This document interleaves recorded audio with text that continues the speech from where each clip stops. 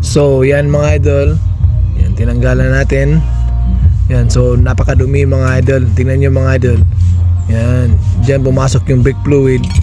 Yan, kailangan tanggalin talaga siya. Yan, tingnan nyo sa loob mga idol. Yung sa loob niyan, yung diaphragm na yan. So doon may fluid na, dito nakatago yung brake fluid na silalim kasi pumasok na lahat dito yung brake fluid. Ayun o, kita nyo mga idol. Brake fluid yan mga idol, galing doon sa brake master mga idol.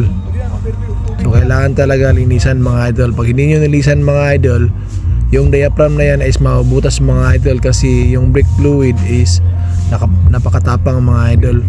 Kailangan mabubutas yan mga idol. Ayan. Yan yung ano natin, expert sa mga hydrovac. Tingnan nyo mga idol, maraming hydrovac mga idol. May stock siya dito. So ayan mga idol. Yan. So tignan nyo lang mabuti mga idol.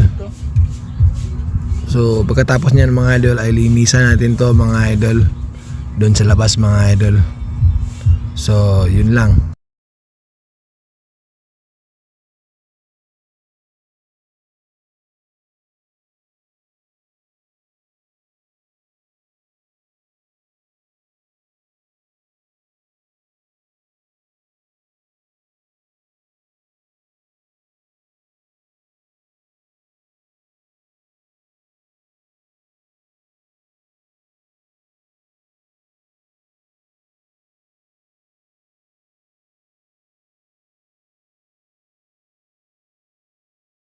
So ayan guys, so simbolin natin yung hydrovac mga idol.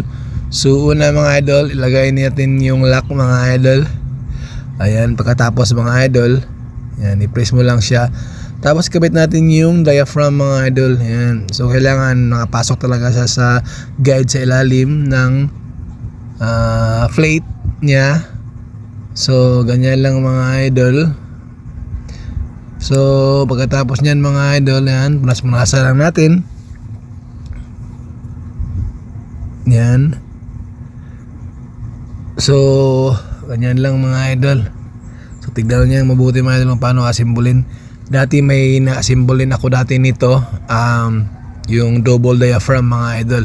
So pag itong klase mga multi-cab lang or mga Vios or ano pa man, depende yan sa gaano kalaki. So ito, so maliit lang siya. So single diaphragm lang ito mga idol.